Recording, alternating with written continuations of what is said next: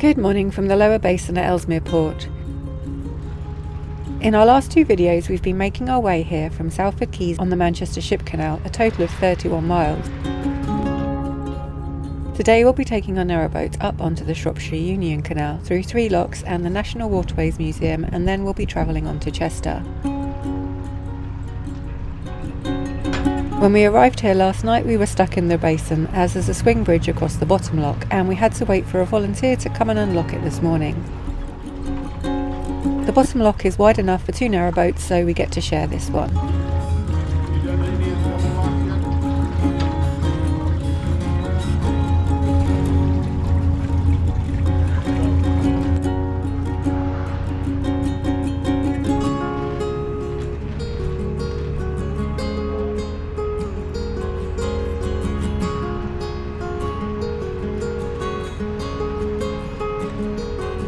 Above the lock there's some visitor moorings in the museum itself. We stayed on those the first time we brought our boat here.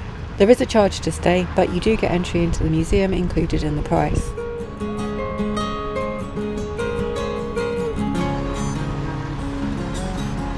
The next 2 locks are narrow locks.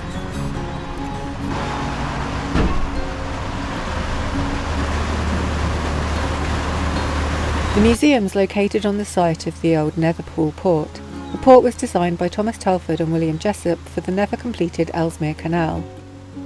The Ellesmere Canal was proposed in the 1790s, and the idea was to link the River Mersey via the town of Ellesmere in Shropshire with the River Severn in Shrewsbury, and then onwards to the manufacturing centres in the West Midlands. It was also proposed that there'd be various canal branches linking to coal mines and other industries. Only some sections of the Ellesmere Canal were ever completed, and they were to become what are now known as the Llangollen Canal, the Montgomery Canal and the Shropshire Union Canal. The section that was to link to the River Severn was never actually built. Before the Manchester Ship Canal was constructed in the late 1800s, Narrowboat Port linked directly to the River Mersey here. Cargo would be transferred between ships and narrowboats, and the narrowboats would travel on to Chester. When the port first opened, there was no town here. Houses were built in the dock itself for the workers, and those cottages are now part of the museum. As the port grew, so did the town, and it became known as Ellesmere Port by 1796. The port eventually closed in the 1950s, and in the 1970s the site reopened as a museum. There's exhibitions and archives and a library here, and the site's also home to many historic boats. Parts of the old port have been restored too, and you can visit warehouses and a steam pump and engine room. There's a toll house, a blacksmith's forge and some stables. It's well worth a visit, and I'll link the video showing our visit below.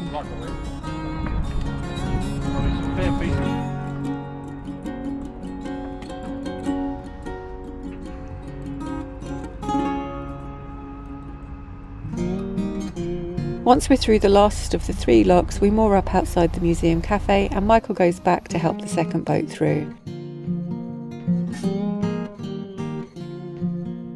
From here we travel onwards to Chester. This part of the Shropshire Union Canal was originally built to be part of the Ellesmere Canal route. This section was known as the Wirral Line.